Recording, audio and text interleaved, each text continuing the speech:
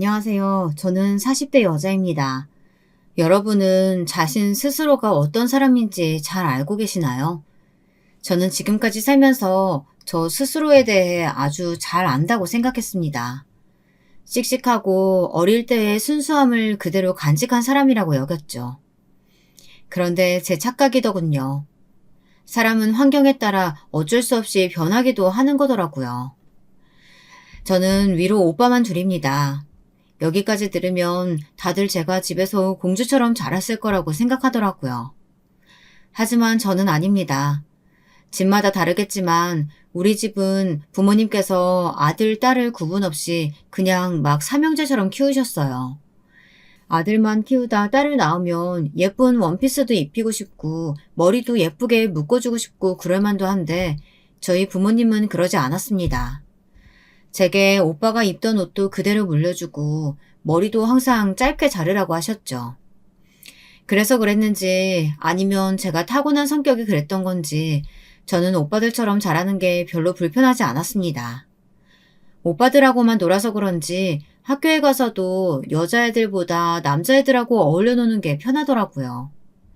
여자애들처럼 앉아서 노닥거리는 건 아예 체질에 맞질 않았어요. 덕분에 저는 어릴 때부터 씩씩하고 선머슴 같다는 말을 많이 듣고 자랐습니다.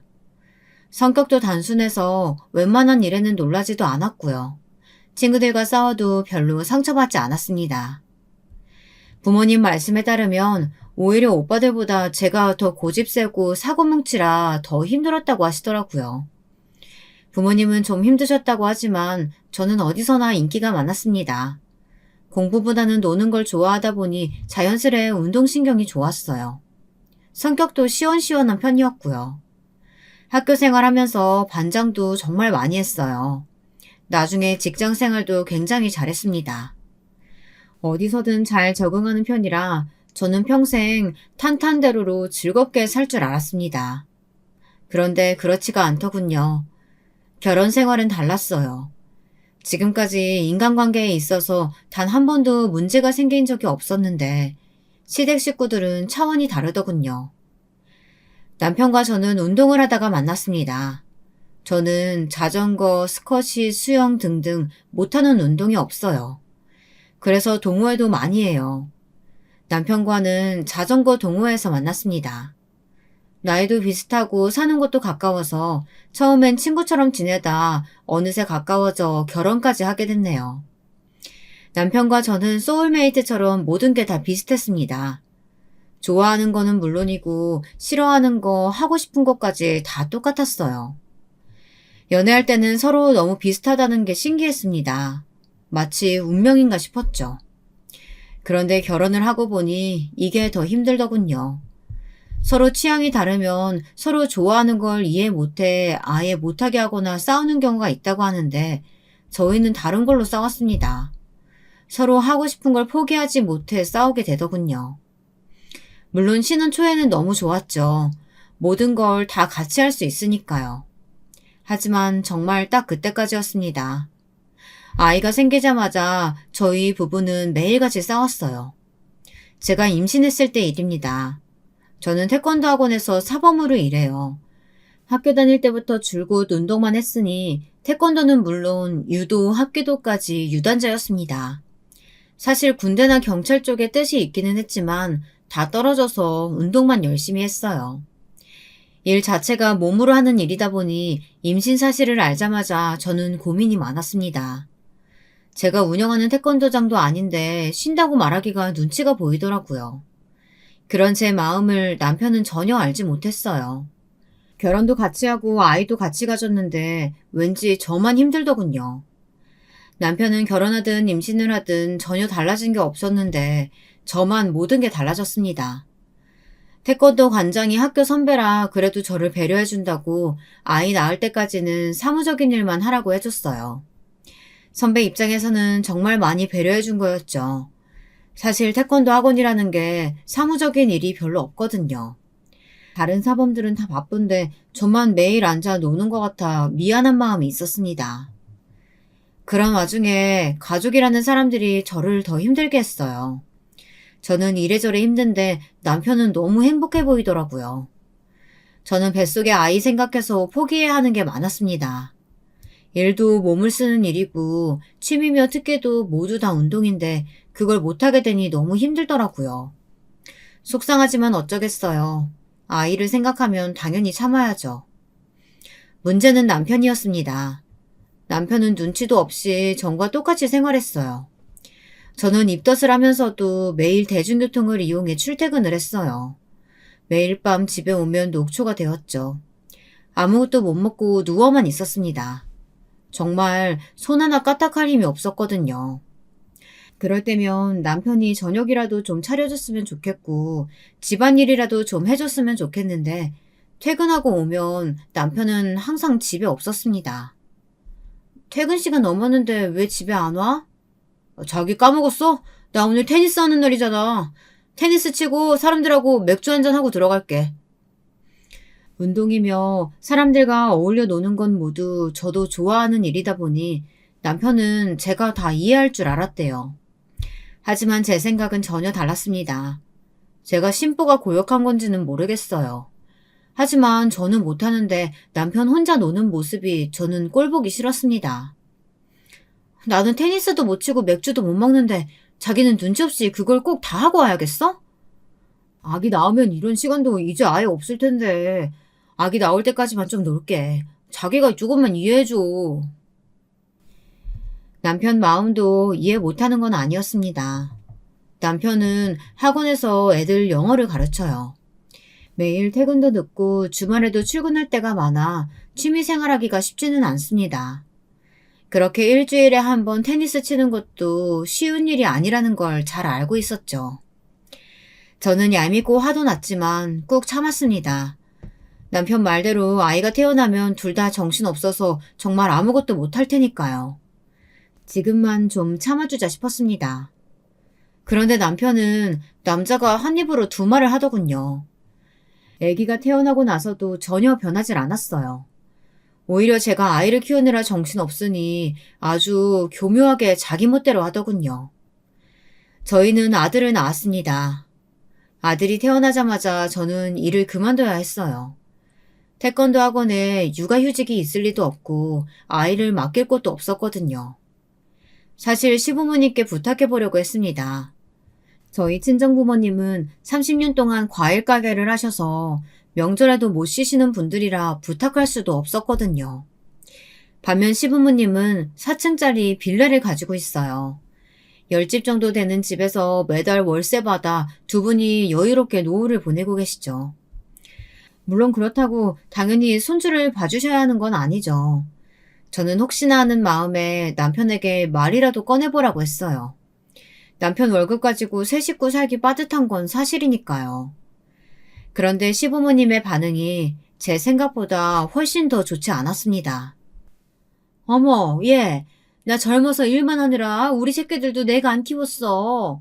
애기라고 안아본 적도 몇 번 없는데 내가 신생아를 어떻게 키우니? 시어머니는 젊어서 일만 하시느라 남편과 서방님 모두 남편의 할머니께서 키워주셨대요. 그래서 아기는 어떻게 키우는 건지 아예 모르신답니다. 얘 애미야, 아무리 그래도 우리가 이제 70이 넘었는데 어떻게 애 봐달라는 말을 그렇게 서슴없이 하니? 남들은 다들 친정에서 봐준다는데 너는 너무 염치가 없는 거 아니니? 친정이든 시댁이든 그게 뭐가 중요해요.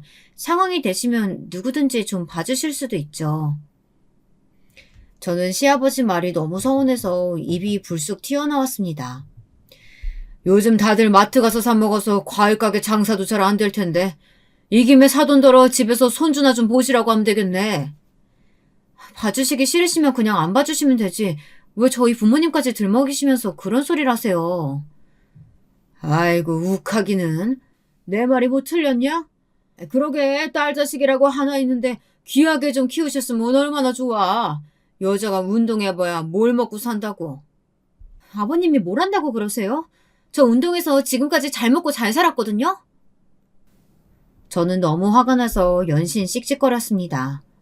제가 워낙 괄괄한 성격이라 결혼 초부터 시부모님이 저를 편하게 대하셨지만 저런 소리까지 듣고 가만히 있을 수는 없었어요. 애꿎은 친정 부모님까지 들먹이시니까요. 너야말로 너무하는 거지. 둘째는 애 낳고도 지금까지 한 번도 봐달라고 한 적이 없었어. 시부모님은 아주 철벽을 치셨습니다. 자리에 있지도 않은 동선의 이야기까지 꺼내면서요. 동서야 직장이 탄탄해서 육아휴직도 받을 수 있었고 친정 부모님이 봐주신다고 했으니 당연히 시댁에는 말도 안 꺼냈겠죠. 저도 상황이 안 되니 부탁드리는 건데 시부모님이 너무 매몰차게 말씀하시는 것 같아 저는 서운했습니다. 남편은 그래도 그런 제 마음을 좀 알아줄 거라고 생각했는데 아니더군요. 심란하기만 한 저에게 오히려 기름을 더 부었어요. 전세 대출 때문에 걱정하는 거면 우리 집 재계약하지 말고 그냥 어머니네 빌라로 들어갈까? 설마 아들한테 월세 받으시겠어? 당신 그 집 안 가봤어? 거기 대학생들이나 사는 원룸인데 우리 세 식구가 거기 어떻게 들어가 살아? 몇 년만 바짝 살면서 돈 모아서 나오면 되지. 혹시 알아? 거기 살면 부모님이 우리 아들 종종 봐주실지. 남편은 참 태평했습니다. 자기 부모인데도 이렇게 몰랐어요. 결혼할 때도 시어머니께서 그 빌라에 들어와 살라고 했지만 저는 극구 사양했어요. 말이 좋아 빌라지 사실 오래된 하숙집이었거든요. 집도 집이었지만 사실 시부모님이랑 같은 건물에 살기 싫었습니다. 가끔 만나도 온갖 시집살이로 피곤해 죽겠는데 한 건물에 살면서 매일 본다고 생각하면 정말 끔찍했어요. 저는 그제야 정신을 차렸어요. 오히려 시부모님이 아들은 안 봐주신다고 한 게 다행인지도 몰라요. 시부모님과 잘 맞지도 않는데 괜히 애를 맡기면 사이가 더 안 좋아질 게 뻔하니까요. 저는 긍정적으로 생각하기로 했습니다. 돈이야 좀 부족하면 어때요? 다시는 돌아오지 않을 아들의 귀여운 어린 시절을 함께 보낼 수 있는데 말이죠. 그건 돈으로도 절대 살 수 없는 일이니 우선 1년만 열심히 키워보자 싶었습니다. 육아휴직이라고 생각하고 1년간 악착같이 아껴서 생활하면 못 살 것도 없으니까요. 저는 1년 동안 꼼짝없이 집에서 육아만 했어요. 매일 운동만 하던 사람이 마음대로 외출도 못하고 집에서 말도 못하는 아기랑만 지내며 하루 종일 씨름하는 게 여간 힘든 일이 아니더군요. 정말 제 인생에서 가장 힘들었던 시간을 꼽으라면 그때였던 것 같아요. 왜 엄마들이 육아 우울증에 걸리는지 알겠더라고요. 제가 이런 말을 하면 친구들도 그렇고 저희 부모님까지 제 말을 안 믿었어요. 너처럼 산머슴 같은 애가 무슨 우울증이야. 그거 그냥 나가서 놀지 못하니까 답답해서 그러는 거야. 집에 있는 게 그렇게 힘들면 뭐 애 데리고 가게 나와서 가게나 좀 봐줘. 다른 집들은 딸이 애 보느라 힘들다고 하면 애도 봐주고 반찬도 해다 준다는데 저희 친정엄마는 역시 달랐습니다. 엄마도 마음 편하게 집에서 애나 봤으면 좋겠다고 하시면서 그렇게 힘들면 나와서 가게나 보래요. 본인이 애 봐줄 테니까요. 제가 뭘 바라고 말했나 싶더군요. 우리 가족 스타일이 원래 다 그래요. 다들 무뚝뚝하고 위로라고는 못하는 사람들이죠. 제가 마음이 약해지기는 약해졌는지 예전 같으면 욱해서 됐다고 엄마한테 뭘 바라냐고 하면서 전화를 끊어버렸을 텐데 서운해서 눈물까지 찔끔 나더군요. 기댈 사람이라고는 없었습니다. 저는 매일 남편 퇴근 시간만 기다리고 있었어요. 믿을 거라고는 남편밖에 없다는 사실이 너무 서글펐습니다. 그러면 뭐래요. 남편이라는 인간은 매일매일 이런저런 핑계대면서 늦게 왔는데요. 애들 시험이 얼마 안 남아서 이번 주는 내내 야근이야. 당신 먼저 일찍 자. 뻥치고 있네. 이번 주 자전거 동호회 사람들 한강에서 야간 바이킹 하는 거 나도 알거든? 어디서 감히 날 속여? 아, 우리 자기 알고 있었구나. 나만 가기 너무 미안해서 그렇지. 자기도 알잖아. 한강 야간 바이킹 하면 기분 끝내주는 거. 이번엔 내가 가고 다음번엔 자기가 가. 그러니까 이번엔 이해해주는 거다? 저도 다 알고 있어요. 남편이 이런저런 핑계를 대며 매일 운동을 하거나 취미생활을 즐기고 있다는 걸요. 저에게 여러 번 걸린 적도 있었지만 저는 너무 지쳐서 화를 낸 기운조차 없었습니다. 그리고 제가 배려를 해주다 보면 언젠가 남편도 제 마음을 알고 저도 배려받을 수 있을 줄 알았어요. 그런데 도저히 참아줄 수 없는 일이 있었습니다. 배려는커녕 계속 봐주니 이 인간이 저를 아주 호구로 알더군요. 남편이 제게 거짓말을 했습니다. 평소에 하던 사소한 거짓말이 아니라 저를 정말 작정하고 속였어요. 학원 선생님들끼리 1박 2일 워크숍이 있어서 다녀온다고 했는데 알고 보니 사이클 동호회에서 주최한 자전거 코스 여행을 다녀온 거더군요. 모르는 사람들은 지금까지 다른 것도 다 이해해줬으면서 그게 뭐가 그렇게 큰일이냐고 할 수도 있지만 저에게는 너무도 큰일이었습니다. 저도 자전거 타는 걸 너무 좋아해요. 그래서 그 코스 여행을 꼭 가고 싶었습니다. 신혼 초에도 꼭 같이 가자고 약속한 적도 있었고요. 그런데 제게 말 한마디도 없이 혼자 다녀온 거였죠. 그걸 제가 어떻게 알았냐고요? 자전거 동호회 회장님이 남편인 줄 알고 단톡방에 저를 초대한 거예요. 저랑 남편 프로필 사진이 똑같은 아들 사진이거든요. 단톡방에 여행에서 찍은 사진이 계속해서 올라오는데 사진 속에 제 남편이 있더군요. 아주 해맑은 얼굴로 여자 회원들 사이에 떡하니 말이죠. 저와 남편도 바로 그 모임에서 만난 거예요. 보통 다들 처녀 총각 젊은이들이 모여서 가는 여행이거든요. 그런 곳을 아이도 있는 유부남이 저한테 상의 한마디 안 하고 다녀온 거죠. 저는 정말 24시간을 꼬박 혼자 아이와 씨름하고 있는데 말이죠. 저는 그 사실을 알고 나서 남편에게 정말 실망했어요. 다른 사람은 몰라도 남편은 모를 리 없거든요. 남편이 혼자 다녀오면 제가 얼마나 화를 낼지요. 그런데 그런 걸 다 무시하고 혼자 다녀온 거예요. 저는 이대로 넘어갈 수 없었습니다. 저 방에 누워있는 애가 내가 밖에서 나온 애야? 우리 둘이 좋아서 낳은 우리 아이야. 근데 내가 혼자 저 갓난아이랑 울면서 씨름하는 사이에 당신은 아가씨들이랑 여행을 갔어? 그것도 나한테 거짓말까지 하고? 네가 그러고도 인간이니? 아가씨들이랑 가긴 누가 아가씨들이랑 갔다고 그래. 자기도 알잖아. 내가 거기 꼭 가고 싶었던 거. 자주 하지도 않은 행사인데 이번 학원 휴가 날짜랑 딱 맞더라고. 이렇게 운명적인 날에 내가 어떻게 안 가냐? 남편은 정말 철딱서니가 없었어요. 이건 무슨 남편이 아니라 제 아들 같았습니다. 뻔뻔한 놈. 너는 어떻게 네 생각만 하니? 네가 가고 싶으면 당연히 나도 가고 싶다. 그런 생각 안 들어? 자기도 가고 싶은 거 알지. 근데 우리 아들이 있잖아. 나중에 애 다 크면 내가 당신도 혼자 보내줄게. 꼭. 이게 입만 살아서는. 너 지금 그걸 말이라고 하냐? 애 다 키우면 뭐 꼬부랑 할머니가 돼서 가란 소리야? 남편이 그렇게 얄미운 성격인지 저는 그때 처음 알았어요. 알고 보니 자기가 하고 싶은 건 꼭 해야 직성이 풀리는 사람이더라고요. 저는 저에게는 절대 오지 않을 거라고 장담했던 육아 우울증이 온 것 같았어요. 말을 한마디도 하고 싶지 않을 정도로 의욕이 없을 때도 있었고 아이를 재우다가 저도 모르게 눈물이 나기도 하더라고요. 거기다가 문제는 잠을 거의 자지 못했어요. 아들이 워낙 새벽에 자주 깨기도 했지만 아이가 잠들고 나서도 저는 잠에 들 수가 없었습니다.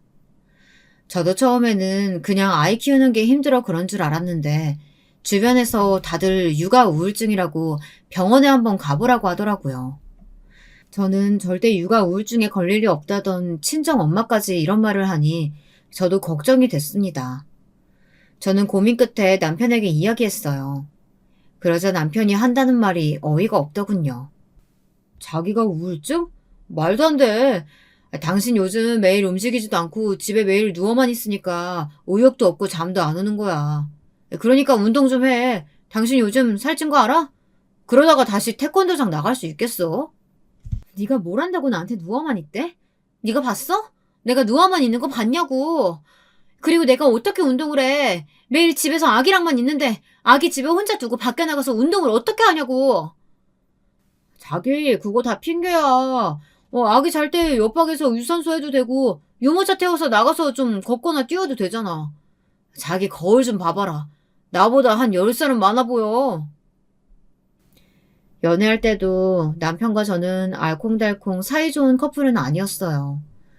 항상 서로 놀리고 장난치며 티격태격 만났습니다.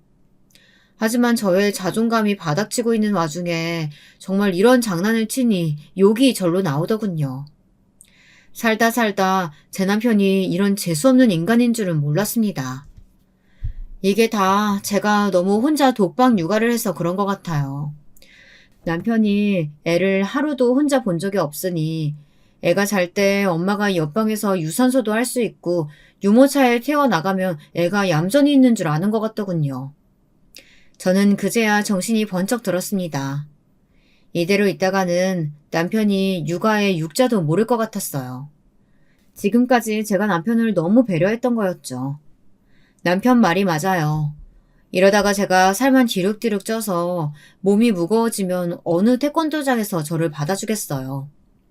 안 그래도 애 낳은 지 1년이 다 되어가니 하루라도 빨리 다시 운동을 시작해야겠다 싶었습니다. 저는 그날로 바로 주변에 연락을 돌렸습니다. 다시 일할 수 있는 태권도장이 있는지 알아보기 위해서요. 저는 바로 일을 구했습니다. 저는 그날 저녁 남편에게 상의가 아닌 통보를 했어요. 다음 달부터 일하러 나갈 테니 이제부터 아들 육아는 같이 해야 한다고요. 그러자 남편은 아주 노발대발했습니다. 자기랑 상의 한마디 없이 마음대로 결정하면 어떡하냐고요. 상의? 당신은 지금까지 뭐 할 때마다 나랑 상의했어? 심지어 당신은 내가 주말만이라도 수영 가지 말고 애 좀 봐달라고 했더니 그것도 안 들어줬잖아. 그럼 1년치 미리 등록해놨는데 중간에 어떻게 그만둬. 나도 이미 일하러 가겠다고 말한 거라 할 수 없어. 이렇게 당장 나가겠다고 하면 우리 아들은 어떡해. 설마 저 어린 걸 어린이집이라도 보내겠다는 거야? 어린이집이든 보모든 알아봐야지. 그렇게 아들이 걱정되면 당신이 집에서 좀 보던지.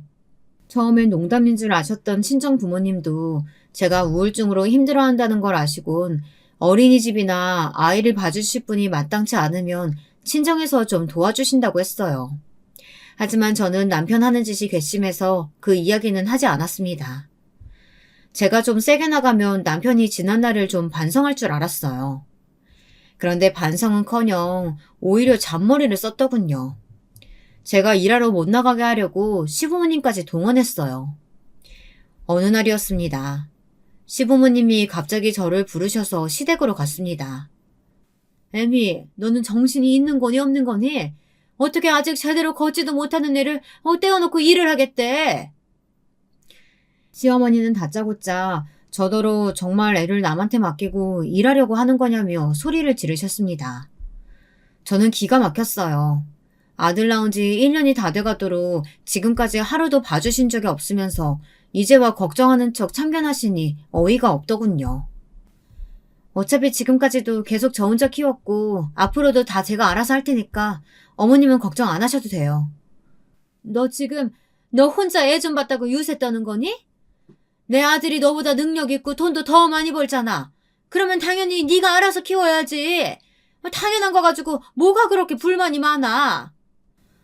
능력 있고 돈 많이 벌면 자기 새끼 자기가 안 키워도 된다고 누가 그래요? 저는 처음 듣는 소린데요. 어머, 얘 말하는 것 좀 봐. 내가 지금까지 너 기분 나쁠까봐 말 안 했는데 네 동서는 그 좋은 회사 다니면서 애도 혼자 다 보고 시부모님이라고 우리까지 얼마나 살뜰하게 챙기는 줄 알아? 또 시작이었습니다. 제가 시댁에 오는 걸 가장 싫어하는 이유가 바로 이거예요. 무슨 말만 나오면 결국은 저와 동서를 비교하셨죠. 결혼한 직후부터 그랬어요. 남편에는 아들만 둘이에요. 남편이 장남이고 바로 1살 터울 동생이 있어요. 결혼도 비슷하게 했습니다. 제가 1년 먼저 결혼하고 바로 다음 해에 서방님과 동서가 결혼했어요. 사실 1년 새 혼사를 2번이나 치르는 게 쉬운 일은 아닌데 다 이유가 있었습니다. 저와 남편이 결혼하고 얼마 안 있다가 바로 서방님과 동서가 임신을 해서 어쩔 수가 없었어요. 그나마도 저희가 결혼한 직후라 바로 할 수는 없어서 아예 동서는 아기를 낳고 결혼식을 올렸죠. 저희 시부모님은 워낙 고지식한 옛날 분들이세요. 겉으로만 쿨하고 좋은 척 하시지 속은 그렇지 않으시거든요. 처음 동서가 임신했다고 했을 때 시부모님은 난리가 났어요. 여자애가 얼마나 개념 없고 대책이 없으면 결혼도 하기 전에 임신부터 하느냐고 만나기도 전부터 싫어하셨습니다. 그런데 동서를 만나고 오더니 180도 태도가 달라지셨더라고요. 동서네 친정이 알아주는 땅 부자라네요. 대대로 내려온 재산도 많아서 동네에서 알아주는 부자랍니다. 그 말에 시부모님은 아주 쏙 넘어가셨더라고요. 동서네 친정에서는 결혼하면서 서방님에게 자동차에 명품 시계까지 사줬어요. 그걸 시어머니가 제 앞에서 얼마나 자랑하시는지 아주 귀에 딱지가 앉을 것 같았습니다. 남편도 부러워하는 것 같더라고요. 그때부터였습니다. 제 성격상 남하고 비교하고 부러워하는 편이 아닌데도 남편이나 시부모님이 너무 티를 내니 저로서는 동서를 의식 안 할 수가 없더군요. 지금까지는 나름대로 잘 버텼습니다. 애초에 저랑 동서는 전혀 다른 환경에서 자랐기 때문에 비교해봐야 제 속만 아프니까요. 제가 배알 좀 꼴린다고 동서에게 시부모님께 적당히 하라고 할 수도 없는 거고요. 그때까지는 시부모님도 제 앞에서 대놓고 비교하신 적은 없었으니 저도 대충 모르는 척 넘기기도 했습니다. 그런데 그 이후로는 시부모님이 아주 치사하게 나오셨습니다. 불고가 한번 터지니 대놓고 저와 동서를 비교하더군요. 명절날 있었던 일입니다. 동서는 시댁에 올 때마다 항상 이것저것 바리바리 싸웠어요. 친정에서 부모님이 가져다 드리라고 했다면서요. 저도 물론 친정이 과일 가게를 하시다 보니 매번 가장 좋은 특산품으로 가져다 드리곤 했습니다. 그런데 하필이면 이번 명절에 동서가 딱 봐도 비싸 보이는 고급 과일 바구니를 가지고 왔더군요. 아이고 둘째야, 이게 다 뭐냐? 나는 난생 처음 보는 과일인데? 아버지가 보내셨어요. 이게 백화점에서 VVIP들한테만 판매한다는 정말 좋은 상품이래요. 아이쿠, 그럼 이거 사고 싶어도 아무나 못 사는 귀한 과일인 거네. 사돈이 과일 가게에도 이런 건 구경해 본 적이 없는데 우리 둘째 덕분에 우리 입이 아주 호강한다. 동서가 일부러 그런 거야 당연히 아니겠지만 하필이면 왜 과일인가 싶더군요. 거기다가 시어머니 말씀이 아주 귀에 거슬렸습니다. 같은 말을 해도 왜 꼭 저렇게 하시나 싶었죠. 거기서 끝이 아니었습니다. 동서는 과일로도 모자라서 집에 갈 때 시부모님께 돈 봉투까지 드리더라고요. 항상 올 때마다 양손 무겁게 들고 오는 것도 고마워 죽겠는데 뭘 또 용돈까지 주고 그래. 제가 이번에 새로 맡은 프로젝트가 잘 돼서 보너스 받았거든요. 이건 꼭 어머님 아버님께 드리고 싶었어요. 어쩜 우리 둘째 며느리는 이렇게 말도 예쁘게 하는지 몰라. 여자가 이런 맛이 있어야지 남편한테 사랑도 받는 건데. 첫째야, 너도 둘째한테 좀 배워라. 가끔 보면 너희 부부는 부부가 아니라 너무 친구 같아. 역시 우리 엄마 보는 눈 있다니까. 나랑 우리 진영이는 부부라기보단 완전 절친이지, 절친. 남편이라고 있으면 뭘 하나요. 눈치가 없어도 너무 없는걸요. 항상 저런 식이었습니다. 시부모님이 제게 뭐라고 하면 제 편을 들어야 하는데 항상 농담으로 대충 넘어가곤 했어요. 집에 오는 길에 제가 뭐라고 하면 자기 부모님이라고 자기 부모님 편만 들었습니다. 거기다가 시부모님이 저와 동서를 비교하시는 게 아니라네요. 그러면서 하는 말이 제게 피해 의식이라도 있느냐고 하더군요. 그뿐만이 아니었습니다. 하루는 제가 조카를 봐준 적이 있었어요. 사실 그것도 제가 봐주려고 했던 게 아니라 좀 급작스러웠습니다. 제가 평일에 일하게 되다 보니 주말에 할 일이 쌓여 있었거든요. 남편이라도 집에 있으면 애라도 맡기고 편하게 집안일이라도 할 텐데 남편은 여전히 학원 일 핑계로 나가고 저녁이면 수영하러 나갔습니다. 그런데 웬일로 그날은 남편이 안 가고 집에 있더라고요. 저는 오늘은 해가 서쪽에서 떴나 싶었죠. 그런데 이 인간이 다 계획이 있더군요. 오늘 재수씨랑 준호가 둘 다 회사에 급한 일이 생겨서 출근을 해야 한다고 하네. 그래서 지영이는 우리가 봐주겠다고 했어. 이따 재수씨가 지영이 데리고 올 거야. 서방님이랑 동서가 주말인데도 출근을 해야 하는데 동서네 친정 부모님이 마침 여행 중이셔서 조카를 봐줄 사람이 없다고 남편에게 연락이 왔대요. 시부모님도 이런저런 핑계를 대시며 못 봐준다고 하셨고요. 그래서 남편은 저에게 물어보지도 않고 조카를 봐주기로 했다네요. 물론 하나밖에 없는 조카인데 당연히 봐줄 수도 있죠. 그런데 남편이 미워서 그런지 괜히 짜증이 나더군요. 더 짜증나는 건 남편 태도였습니다. 조카가 집에 왔는데도 자기는 곧바로 수영을 하러 가겠다는 거예요. 4살 배기 조카랑 돌쟁이 아들을 둘 다 저한테 맡기고요. 당신이 데려다 놨으면 당신이 봐야지. 당신 조카를 지금 나더러 보라는 거야? 애들 보는 건 당신 전문이잖아. 재영아, 작은 엄마 태권도 선수야. 태권도 가르쳐 달라고 해. 자기야, 나 수영하고 금방 올 테니까 애들 보고 있어? 남편이라는 인간은 자기 할 말만 해놓고서는 나가버렸습니다. 저는 엉망이 된 거실에 멍하니 앉아 있었습니다. 조카는 제 눈치를 보고 있었고 아무것도 모르는 저희 아들은 장난감을 입으로 물어뜯으며 해맑게 웃고 있었습니다. 조카가 보기에도 제가 화난 것처럼 보였는지 제게 괜찮냐고 물어보더라고요. 이 어린아이 눈에도 지친 제 얼굴이 보이는데 저희 남편의 눈엔 보이지 않나 봐요. 저는 남편의 태도에 슬슬 지쳐갔습니다. 제가 일을 하면 좀 변할 줄 알았어요. 하지만 화도 내고 싸워도 보고 해볼 수 있는 건 다 해봤는데도 남편은 변할 기미가 보이질 않았습니다. 그날 저녁 동서와 서방님이 조카를 집으로 데리러 왔어요. 얼마 안 있다 남편도 집에 들어오더군요. 수영만 갔다가 온다던 사람이 저녁 때가 다 돼서야 들어왔습니다. 동서는 제가 조카를 봐준 게 아무래도 신경 쓰였는지 오면서 초밥을 포장해 온다고 하더라고요. 저는 그래도 다행이다 싶었어요. 하루 종일 애 둘한테 시달리느라 정말 밥을 떠먹을 힘도 없었거든요. 그런데 이게 웬일일까요? 이쯤 되니 제가 이상한 사람인가 싶을 정도로 이 집안 식구들은 다들 눈치도 없고 이상했습니다. 글쎄 동서는 애를 맡겼으면 그냥 혼자 와서 애만 데리고 가면 되지 굳이 온 식구를 다 총동원해 왔더군요. 서방님에다 시부모님까지 다 모시고 왔어요. 제가 초대를 한 것도 아닌데 굳이 시부모님께 저희 집에 가서 같이 저녁을 먹자고 연락을 했다네요. 물론 동서가 저를 괴롭히려고 했다거나 나쁜 의도를 가지고 그러지 않았다는 건 잘 압니다. 하지만 우리 집에 오는 일인데 당연히 저에게 먼저 물어봤어야 한다고 생각해요. 더군다나 저는 애들 보면서 밀린 집안일을 하느라 완전 기진맥진한 상태였거든요. 진심으로 말 한마디 하고 싶지 않은데 시부모님까지 끌고 왔으니 쉬고 싶어도 쉴 수가 없었어요. 거기다가 더 기가 막혔던 건 남편이었습니다.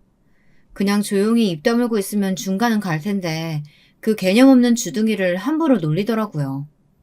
여보, 하루 종일 집에 있으면서 도대체 뭐 한 거야? 시부모님 오셨는데 밥상이라도 차려놨어야지. 저는 말문이 턱하고 막히고 말았습니다. 세상에 어떻게 저런 인간이 있을까 싶어서요. 당신 지금 그걸 말이라고 해? 내가 놀았어? 하루 종일 애 둘 보느라 화장실도 한 번 못 갔는데 어떻게 그런 말을 할 수가 있어? 그렇게 효자짓 하고 싶으면 당신이 밥상 차리면 되잖아.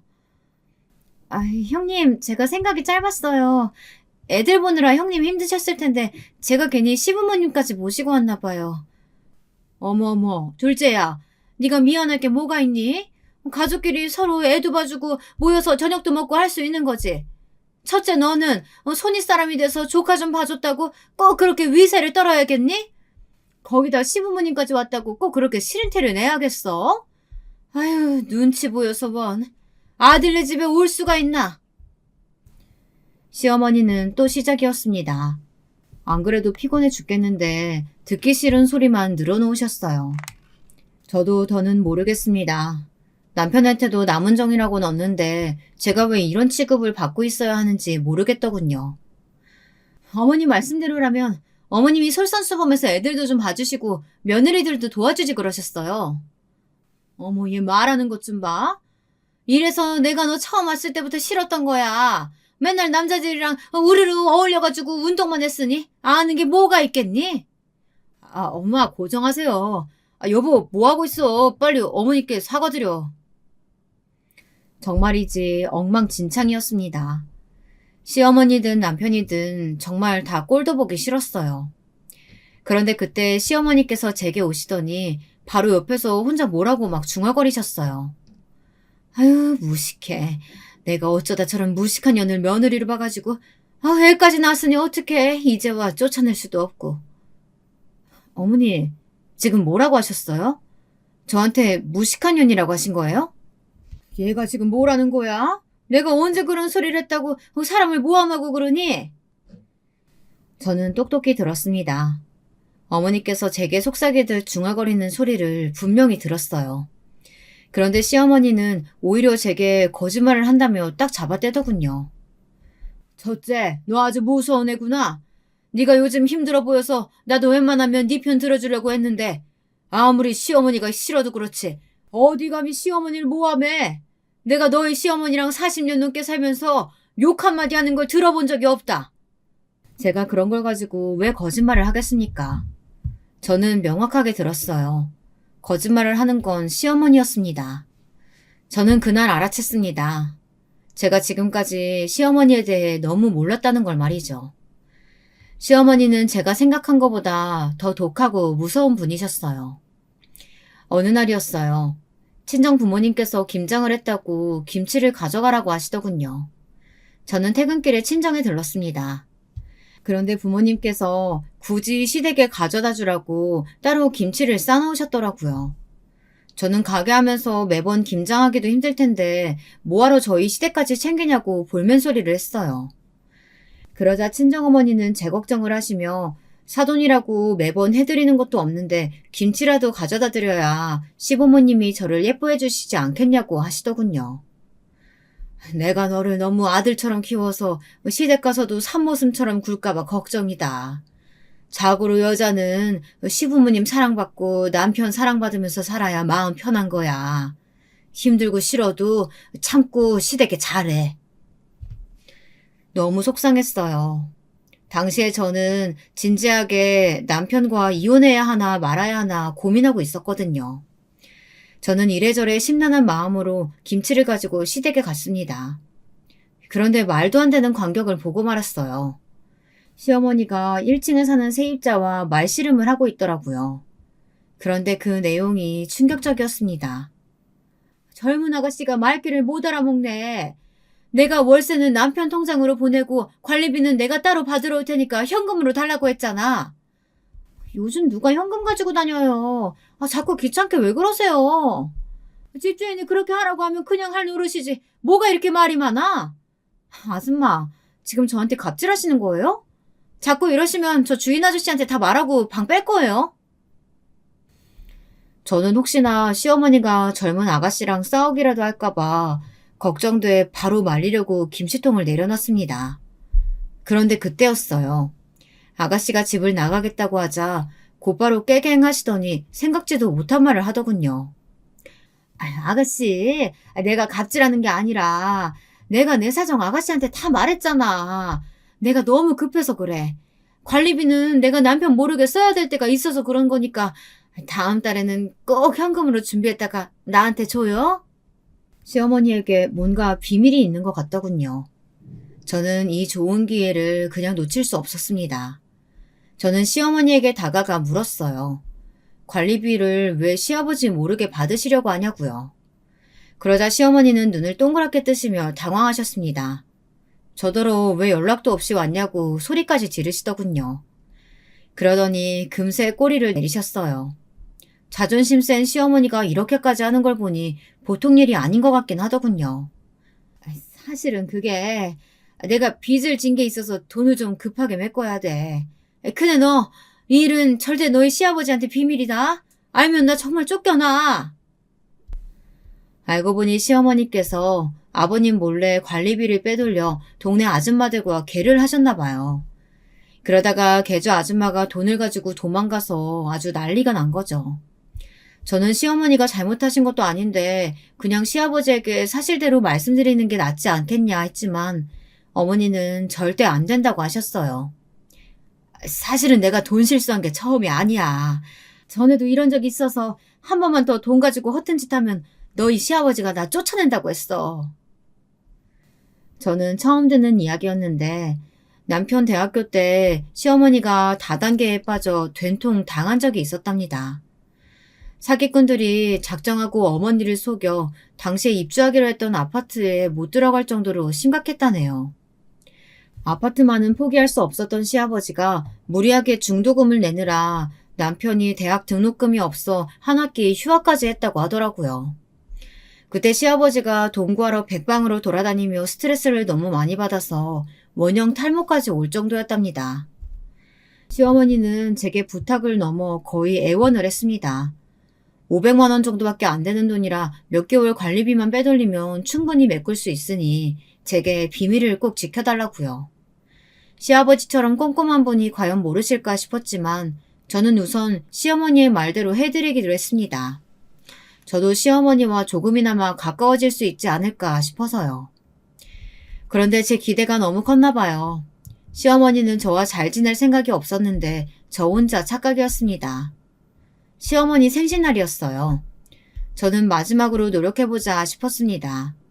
친정 부모님 말씀대로 아들을 생각해서라도 시부모님과 남편과 잘 지내보려고요. 저는 시어머니께서 좋아하시는 꽃다발을 사서 이제 막 뛰어다니기 시작한 아들에게 할머니에게 가져다 드리라고 했어요. 시어머니는 아들이 건넨 꽃을 보고 너무 좋아하셨습니다. 고맙다고 눈시울까지 붉히시더군요. 저는 마음을 가다듬었습니다. 아무리 밉고 싫어도 가족이니 생신은 기분 좋은 마음으로 축하해드리자 싶었어요. 그런데 저만 마음을 곱게 먹으면 뭐라나요? 상대방이 제 마음을 받아줄 생각이 없는걸요. 식당을 제가 예약했어요. 저희와 동선애가 번갈아 가며 식당 예약을 해요. 예약한 쪽에서 계산까지 하고요. 처음엔 저희도 항상 반반씩 했었는데 그게 또 문제가 있었어요. 동서가 식당 예약을 하면 좀 당황스럽더라고요. 왜냐고요? 저는 태어나서 한 번도 가본 적 없는 고급 호텔 뷔페나 너무 고가의 한식당을 예약해서 가격이 말도 안 되게 나왔어요. 그 돈이면 온 식구가 다 여행을 가도 갈 만한 그런 금액이더라고요. 남편도 처음엔 자기가 형인데 그 정도도 못 내겠냐 싶었는데 나중에는 본인도 부담이 됐는지 먼저 그냥 한 집씩 돌아가면서 하자고 하더라고요. 그러다 보니 저는 항상 식당을 예약할 때마다 너무 고민이 됐습니다. 지금까지 동서가 예약한 곳들하고 비슷할 수야 없지만 그래도 너무 차이가 나면 민망하니까요. 거기다가 최근에는 동서가 있든 말든 그 앞에서 시어머니가 저를 아주 개무시하시니 더 신경이 쓰였습니다. 시어머니께서 워낙 회를 좋아하세요. 그래서 저는 큰맘 먹고 유명한 횟집을 예약했습니다. 워낙 예약하기 힘든 집이라고 하길래 한 달 전에 예약까지 해뒀습니다. 그런데 식당에 들어가자마자 시어머니는 인상을 구기시더니 먹는 내내 표정이 좋지 않았어요. 저는 신경이 쓰여 혹시 입맛에 맞지 않으시냐고 물었습니다. 그러자 시어머니께서 하는 말이 제 신경을 건드렸어요. 내가 바닷가 출신이라 회는 딱 한 점만 먹어보면 아는 거 알지? 이거 양식이야. 사람들한테 자연산이라고 속여서 파는 거야. 어머님도 참 요즘은 그런 거 속여서 팔면 큰일 나요. 제가 알아봤는데 여기 사장님이 되게 유명한 셰프더라고요. 의심하지 마시고 한번 드셔보세요. 맛은 제가 장담한다니까요. 어머, 네가 뭘 한다고 장담을 해? 너 이렇게 비싼 회 먹어본 적이나 있어? 그나마 네가 내 아들이라도 만나서 결혼했으니 이런 거라도 구경하는 거지. 저는 금방이라도 얼굴이 터질 것처럼 빨개졌어요. 남편도 민망했는지 웬일로 시어머니에게 한 소리 하더군요. 엄마, 좋은 날 무슨 그런 소리라고 그래. 진영이가 맛집 찾는다고 얼마나 고생했는데. 고생은 무슨. 이런 거 알아보는 게 무슨 고생이라고. 어머니, 여기 저도 아는 집이에요. 여기 셰프님 TV에도 나오고 진짜 유명한 분 맞아요. 아, 그래? 우리 둘째 며느리가 아는 집이면 진짜 유명한 집이 맞긴 맞겠네. 아이고, 이 옆에 내가 자식들이 사주면 그냥 맛있다 하고 먹으면 되지. 왜 괜히 푼수를 떼고 그래? 저는 주먹이 불끈 쥐어질 정도로 화가 났습니다. 평소 같으면 한마디가 아니라 100마디라도 했겠지만 날이 날인 만큼 참았어요. 다른 가족들도 제 눈치를 보느라 어쩔 줄 모르고 아이들도 있으니 괜한 일 만들지 말자 싶더군요. 그런데 저와 시어머니는 애초에 만나면 안 되는 사람이었는지도 모르겠습니다. 제가 참으면 뭐 하겠어요. 시어머니는 전혀 조심할 생각이 없으신 분인데요. 발단은 시어머니께서 또 저와 동서 사이를 비교하셨어요. 식사가 거의 끝날 때쯤 저는 시어머니에게 봉투를 드렸습니다. 이번엔 신경 써서 50만 원이나 넣었어요. 항상 저더러 능력 없다고 무시하시니 저도 이 정도는 할 수 있다 보여주고 싶어서요. 그런데 이걸 웬걸 동서는 정말 따라갈 수가 없었습니다. 글쎄 저희 아들만한 쇼핑백을 꺼내더군요. 심지어 쇼핑백에 박힌 로고가 자그마치 샤넬이었어요. 시어머니 생신이라고 동서는 비싼 명품백을 사왔더군요. 쇼핑백에서 가방이 나오자마자 시어머니 눈이 희번뜩해졌습니다. 어머머머, 이게 뭐야? 샤넬백이잖아? 엄마, 그거 엄청 유명한 거야. 500도 넘는 거라니까? 500? 어머, 둘째야. 나 태어나서 이런 거 처음 들어봐. 너무 고맙다. 내가 진짜 우리 둘째 며느리 때문에 살맛이 난다니까? 저는 표정 관리가 안 됐습니다. 이미 제가 드린 봉투는 잊힌 지 오래였어요. 저는 마음이 불편했습니다. 제가 아무래도 동서 선물을 너무 의식했는지 그만 실수를 하고 말았어요. 계산하려고 계산대에 갔는데 신용카드를 낸다는 게 잘못해서 제 체크카드를 낸 거예요. 그게 제 용돈 통장이라 돈이 거의 안 들어있는 건데 실수로 냈습니다. 손님, 잔액 부족이라고 나오네요. 다른 카드 있으십니까? 하마터면 그때 시어머니가 뒤따라 나오다 카운터 직원분의 말을 듣고 말았어요. 정말 저는 쥐구멍에라도 숨고 싶었습니다. 하필이면 그런 실수를 시어머니 앞에서 해버렸는지 모르겠어요. 저는 애써 정신을 차리고 다시 카드를 꺼냈습니다. 어머, 죄송해요. 제가 정신이 없어서 카드를 잘못 냈어요. 이거로 결제해주세요. 그때였습니다. 시어머니께서 제 뒤에서 또 혼자 중얼거리는 소리가 나더라고요. 그 소리를 제가 똑똑히 들었어요. 아이고, 내 팔자야. 어디서 저런 구질구질한 년이 며느리라고 들어와서는 빨리 이혼을 시키든가 해야지. 아휴, 거지 같은 년 같으니라고. 제가 듣기를 바라셨는지도 모르겠어요. 혼잣말이라기에는 제게는 분명히 들렸거든요. 그 순간 저는 이성을 잃고야 말았습니다. 도저히 시어머니와는 상종하고 싶지 않았어요. 저는 그대로 몸을 돌려 이를 쑤시고 나오고 있는 남편에게 달려가 냅다 뺨을 갈겼습니다. 왜 그렇게까지 했냐고요? 그렇게까지 안 하면 시어머니 뺨을 내리칠 것 같았거든요. 당신 지금 뭐 하는 거야? 나 더는 못 참겠어. 등신 같은 너희 엄마 때문에 지겨워서 도저히 못 살겠다. 당장 우리 이혼해. 저는 식당이 떠내려가라 소리를 질렀습니다. 저는 진심이었어요. 어차피 남편도 제가 이런 취급까지 받으며 살 만한 가치 있는 남자는 아니니까요. 너 도대체 뭐 하는 짓이야? 시어머니한테 뭐 등신? 제 행동에 시아버지께서 화를 내시며 소리를 지르셨습니다. 저더러 지금 당장 잘못됐다고 머리를 조아리지 않으면 다시는 제 얼굴을 안 보시겠다더군요. 저도 바라던 바였습니다.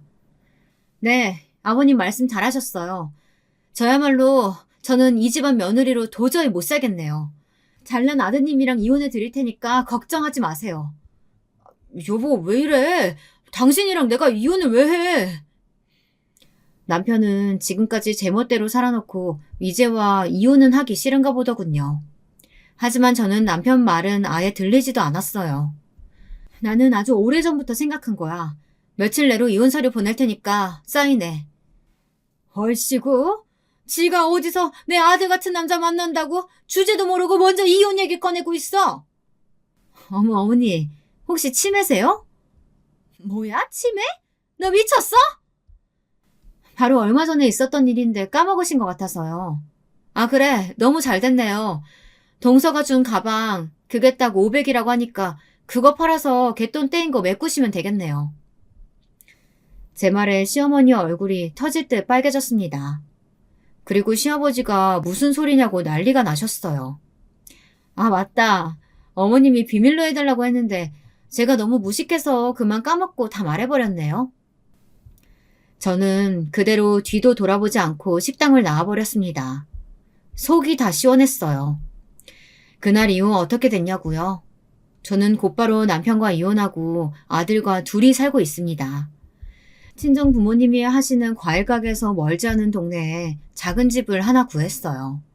물론 집도 좁고 먹고 살기도 빠듯하지만 마음만은 편했습니다. 큰 집에서 살 때랑 다른 게 없었거든요. 예전이나 지금이나 똑같이 아들과 둘뿐이었으니까요. 저는 이렇게 좋을 줄 알았으면 진작에 이혼할 걸 그랬어요. 남편도 남편이었지만 그 음흉하고 꼴보기 싫은 시어머니 얼굴을 안 보고 사니 절로 힘이 나고 예전의 제 모습이 돌아오더라고요. 시어머니 앞에선 이상하게 제가 아닌 것처럼 항상 주눅이 들어 있었어요. 저는 이혼한 지금이 예전보다 훨씬 좋습니다. 앞으로는 원래 제 모습대로 당당하게 아들을 위해 더 열심히 살 거예요. 여러분들도 저 많이 응원해주세요. 저의 긴 이야기 들어주셔서 감사합니다.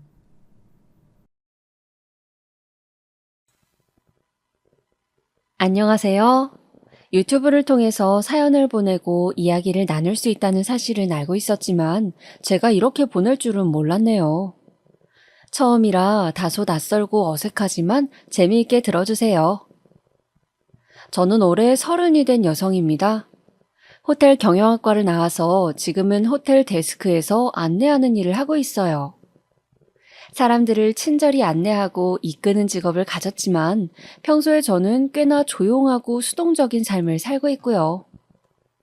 나서는 것과 시끄러운 것을 좋아하지 않아서 바깥보다 집에 있는 걸 더 즐기곤 합니다. 그렇기에 일상 속에서 딱히 내세울 정도로 특별한 건 없네요. 단지 올해 30이 된 만큼 제 삶에 책임을 지기 위해 더 열심히 일하는 평범한 30대 청년일 뿐이죠. 아, 이렇게 유튜브에 보내게 된 사연 정도가 특별한 경험이 되겠네요. 드라마에서나 익히 보았던 파혼이란 걸 바로 제가 하게 됐거든요. 그 과정까지의 애달팠던 시간들이 이렇게 지나고 보니 참 우스운 것 같아서 여러분께 털어놓으려고 합니다. 제가 봐도 많이 답답하고 한심한 부분들이 많으니 부디 너그러운 마음으로 헤아리며 봐주셨으면 좋겠어요. 결혼을 약속했던 그 사람은 저보다 4살 많은 헬스 트레이너였어요. 헬스장에서 운동을 가르치는 사람이었죠. 첫 만남은 대략 1년 반 전 제가 처음으로 혼자 부산 여행을 갔다가 시작됐어요. 그 당시 저는 서울 중앙부에 있던 작은 호텔에서 일하고 있었는데 코로나19가 터지면서 그 근교에 있던 호텔들의 경제 상황이 크게 위태로워지고 있었어요. 코로나가 쉽게 끝나지 않을 거란 걸 깨달은 호텔 내에서 인사 이동과 권고 사직이 빈번해졌고 그로 인해 저도 생계가 위협되는 시점이었죠. 타의로도 자의로도 저에게는 결단이 필요했던 때였기에 결국 일을 그만두게 되었습니다. 일상에 환기를 주기 위해서 떠난 여행이었는데 저처럼 여행을 온 그 사람을 만나게 된 거예요. 그 사람을 간략히 성훈이라고 부를게요. 성훈 씨는 명문대를 나왔지만 본인이 하고 싶은 운동을 살려서 취직했었다고 하더라고요. 그렇게 부모님 반대를 무릅쓰고 서울에서 일하던 중에 코로나로 인해 일자리를 잃고서 친구와 함께 여행을 오게 됐다네요. 우리 세 사람은 우연히 만난 술자리에서 긴 이야기를 나누며 친분을 쌓게 됐어요. 저는 그때 성훈 씨를 보며 비록 실직이라는 어려운 상황이었지만 자신의 미래에 대한 확신이 있는 모습이 좋았습니다. 앞으로 하고 싶은 일을 위해 자신이 쌓아온 것들을 포기할 줄 아는 과감성도 좋았고요. 사실 저는 항상 제 일이 제 적성에 맞는지 앞으로 자부심을 갖고 할 수 있는지에 대한 의심이 많은 편이었어요. 모든 일이 그렇겠지만 서비스직을 하면서 다양한 사람들을 만날 때마다 회의감이 들었고 그만두고 싶었던 때가 한두 번이 아니었거든요. 분명 이 직업에 대한 선망으로 시작했지만 제가 정말 잘할 수 있는 일인지에 대해서도 자신이 없었고요. 그럴 때마다 저희 아버지가 하셨던 말씀이 있었어요. 의심이 든다면 그 의심을 확인해 보겠다는 생각으로 더 빠져들어서 도전해 보아라 하는 거였죠. 그러다 보면 그 의심이 옳든 틀리든 지나온 시간들을 후회하지 않을 거라고요. 그런데 성훈 씨를 처음 만났던 그 순간에 아버지와 똑같은 말을 하더군요. 과거의 자신도 지금 하고 있던 일에 확신이 없었지만 매 순간 최선을 다해서 도전해왔기에 후회하진 않는다고요. 그 이야기를 들으니 인간적인 호기심이 생겼던 것 같아요. 물론 겉보기에도 말끔하니 호감상이기도 했거든요. 그래서 저는 평소에 저답지 않게 열렬히 구애했고 우리는 만남을 시작하게 되었습니다. 만남을 이어가면서 커다란 문제는 없었어요. 둘 다 나이가 있는 만큼 결혼을 전제로 시작했기에 다른 때보다 진중했고 서로를 알아가는데 시간과 노력을 아끼지 않았거든요. 참 좋은 사람 같았어요. 이런 사람이라면 평생을 함께한다 해도 괜찮겠다 싶었죠. 굉장히 세심한 사람이라 사소한 것 하나하나 살펴주니까 저로서는 사랑받는 기분이 들어서 좋았어요. 직업적으로 불안정하긴 했지만 미래에 대한 꿈도 갖고 있었고요. 다만 성우 씨는 자신의 학벌에 대한 자부심이 큰 편이었어요. 아는 것이 많았던 만큼 자신이 알고 있는 걸 이야기해 주길 좋아하던 사람이었죠. 저는 원래 듣는 걸 좋아하는 편이긴 했는데 그래서 그런지 본인도 저만 만나면 평소보다 더 수다스러워진다고 하더라고요. 보통은 본인이 살아온 이야기와 4살 많은 인생 선배로서 제 삶에 대한 조언 등에 대한 이야기였죠. 자기야, 우리 나이가 되면 연애도 허투루 해선 안 돼. 배울 게 많은 사람을 만나야 나중에도 손해를 안 본다고. 장담하건대 난 누구보다 치열하게 살아왔어.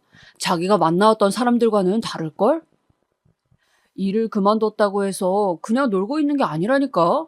네가 어려서 아직 잘 몰라서 그러는데 이직이란 게 그렇게 쉬운 일이 아니거든. 최소한 6개월은 더 쉬면서 차근차근 준비해야 돼. 뭐 이런 말들이요. 처음엔 기분이 상했지만 듣다 보니 나중엔 그러려니 하게 되더라고요. 말이 좀 많아서 그렇지 그것만 빼면 저에게 잘하기도 하고 잔소리하는 만큼 챙겨주기도 잘했거든요. 물론 나중에 주변 사람들한테 이런 점들을 이야기하니 저처럼 세상 미련한 곰이 없다면서 하나같이 혀를 찼지만요. 맞아요. 말이 많은 게 문제가 아니라 저를 아랫사람으로 내려다보는 그 태도가 문제였던 거예요. 그건 결코 쉽게 넘어갈 일이 아니었죠. 결혼한 어떤 지인이 한 말이 기억이 나네요. 단점 한 가지만 빼면 괜찮다고 생각해서 누군가를 만나면 꼭 그 단점 때문에 헤어지게 된대요. 커다란 단점 하나가 다른 여러 장점을 다 잡아먹으니까요. 분명 틀린 말이 아니었죠. 한 번은 제 친구들을 보여준 적이 있었어요. 성은 씨가 하도 제 친구들을 보고 싶다고 졸라서 자리를 가지게 된 거였죠. 제 친구들을 보면 제가 어떤 사람인지 더 잘 알 수 있다나? 그러면서 본인은 학교 전공과는 전혀 다른 일을 하다 보니 나이가 들수록 친구가 많이 사라졌다고 하더군요.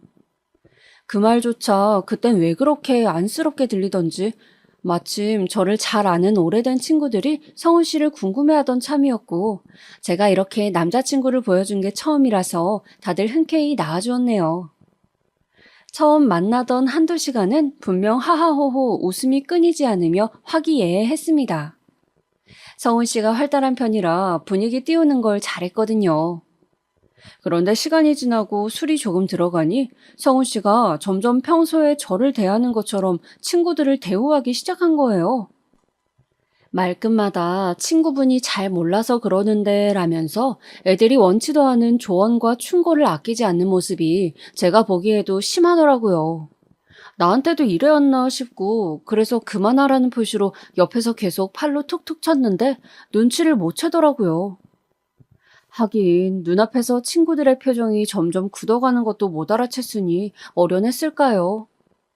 분명 친구들에게 저희 커플을 소개하는 자리였지만 어쩌다 보니 각종 경제와 사회, 정치에 관한 이야기를 주고받으며 영양가 없는 대화만 줄곧 이어지다 모임이 끝나게 되었습니다. 성훈 씨를 먼저 집으로 보내고 친구들을 집으로 데려다주는 길이었어요. 어색한 침묵이 이어지다가 한 친구가 정막을 깨고 먼저 말을 꺼내더라고요. 소영이 너 오늘 그분이랑 결혼할 계획인 거 맞지? 아마도 안 그래도 너희한테 오늘 어땠는지 물어보려고 했는데.